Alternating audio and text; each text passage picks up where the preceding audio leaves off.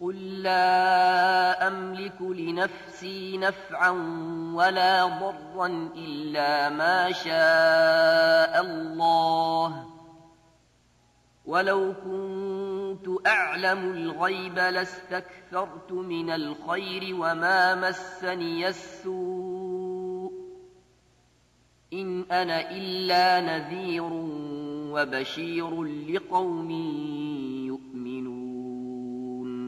Say, I hold not for myself the power of benefit or harm, except what Allah has willed.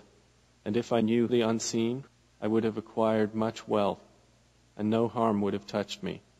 I am not except a warner and a bringer of good tidings to a people who believe.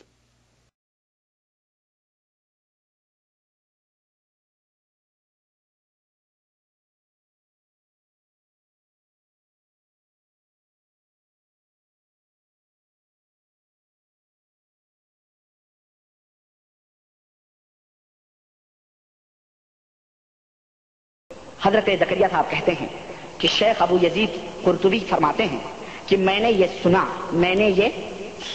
اس لفظ کے اوپر توجہ چاہوں گا، میں نے یہ سنا کہ جو شخص 70,000 مرتبہ لا الہ الا اللہ پڑھے اس کو دوزخ کی آگ سے نجات ملے۔ اب سوال یہ پیدا ہوتا ہے انہوں نے کہاں سے سنا؟ کس نے کہا؟ اللہ نے کہا؟ ہرگز نہیں۔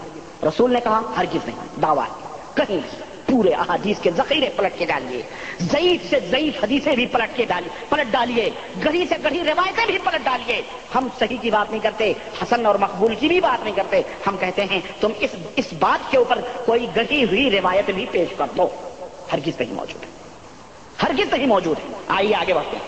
یہ ذہن میں رکھیے، سنا میں نے یہ خبر سن کر ایک نصاب یعنی 70,000 کی تعداد اپنی بیوی کے لیے بھی پڑھا، اپنے لیے بھی پڑھا، اور 70,000 جو ایک نصاب ہوتا ہے، جیسے 100 کلو کا ایک کنٹل ہوتا ہے، ایسے ہی 70,000 کا ایک نصاب ہوتا ہے۔ سمجھا کریں، اس لیے سمجھا رہا ہوں تاکہ کچھ لوگ کہیں گے نصاب کیا ہے؟ نصاب یہی ہے، جیسے 100 کلو کا ایک کنٹل کہتے ہو آپ، اسی طرح سے 70,000 کو ایک نصاب کہتے ہیں۔ تو کہتے ہیں ہم نے اپنے بیوی کے نام کے بھی 70,000 کلمے پڑھ ڈالے، اپنا بھی پڑھ کے بینک بیلنس کر لیا اور بیوی کا بھی ایڈوانس بکنگ کر دیا۔ یہ ہم لوگوں کی زبان میں، نئے دور کی زبان میں اس کو بینک بیلنس ہی کہیں گے، اور کیا کہیں گے، ہے کہ نہیں؟ اچھا، اور کئی نصاب خود اپنے لیے پڑھ کر ذخیرے آخرت بنا لیا، اور بھی کئی نصاب لاتعداد نصاب 70,000 مرتبہ پڑھ کر کے بینک بیلنس کر لیا، اس سے آخرت میں نجات ہوگی۔ ہمارے پاس ایک نوجوان رہتا تھا جس کے متعلق یہ مشہور تھا کہ یہ صاحب کشف ہے۔ صاحب کشف یعنی تبلیغیوں کا یہ عقیدہ ہے کہ کشف سے جنت و جہنم دوزخ سب کچھ دیکھی جا سکتی ہے۔ حضور کو دیکھنے کے لیے تو معراج میں جانا پڑی تھی، معراج کرنا پڑا تھا حضور صلی اللہ علیہ وسلم کو، لیکن تبلیغی جماعت کے یہ بزرگ ایسے ہیں جو زمین پہ بیٹھ کے جنت و دوزخ کے اوپر سب کچھ دیکھ رہے ہیں اور کیا ہو رہا ہے سب کچھ سمجھ رہے ہیں۔ دیکھ، کہتے ہیں کہ ہم نے یہ سنا تھا کہ وہ صاحب کشف ہے، جنت و دوزخ کا بھی اس کو کشف ہوتا ہے۔ مجھے اس کی صحت میں کچھ تردد تھا۔ ابو یزید قرطبی کہتے ہیں کہ اس دعوے میں مجھے کچھ شک تھا۔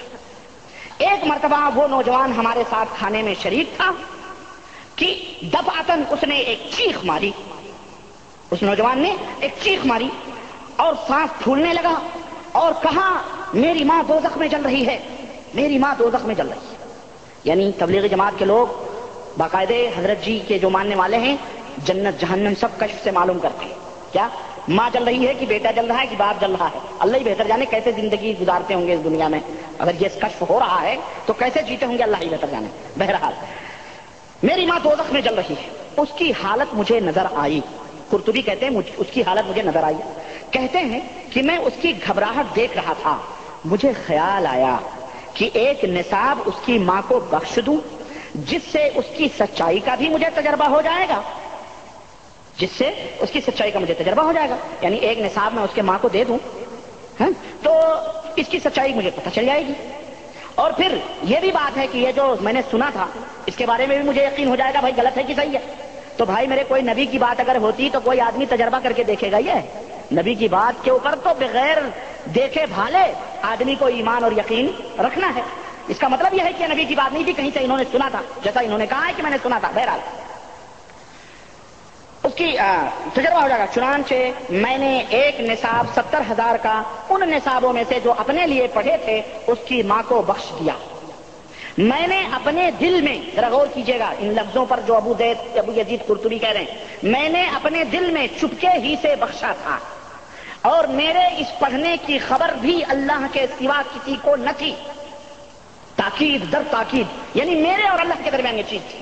میں نے اپنے دل میں ایسی سوچا، کہہ دیا چلو اس کی ماں کو دے دیا 70,000.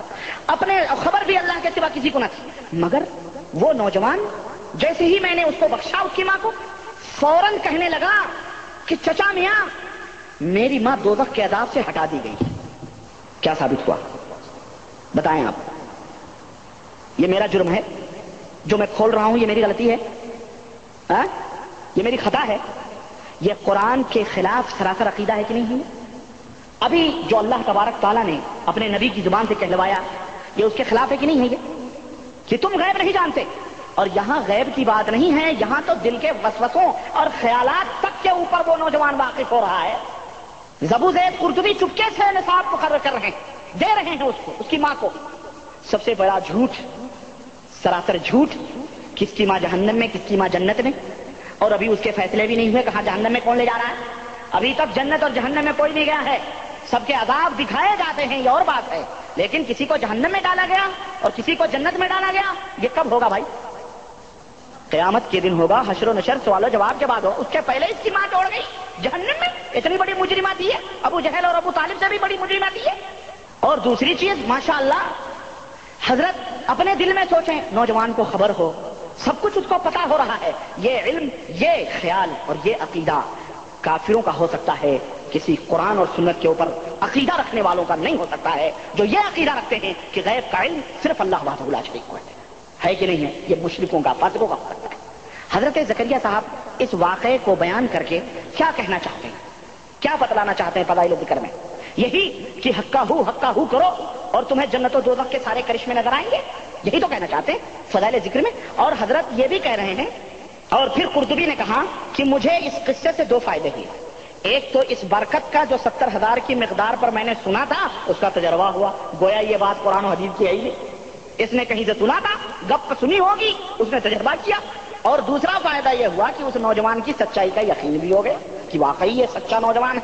اب یہ بزرگ کون ہیں ہمیں نہیں معلوم ہے، ان کا عقیدہ، ان کا خیال کیا ہے، اللہ ہی بہتر جانے.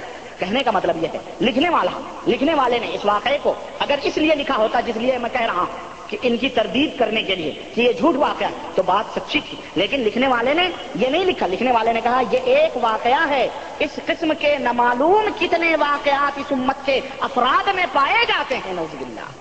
یعنی یہی ایک نہیں، ایسے نہ جانے کتنے لوگ ہیں جو اس امت میں پائے جاتے ہیں. اور سنیں، یہ آپ سمجھ گئے نا اس بات کو، واقعہ علم غیب اللہ کے سوا کسی کو نہیں معلوم ہے.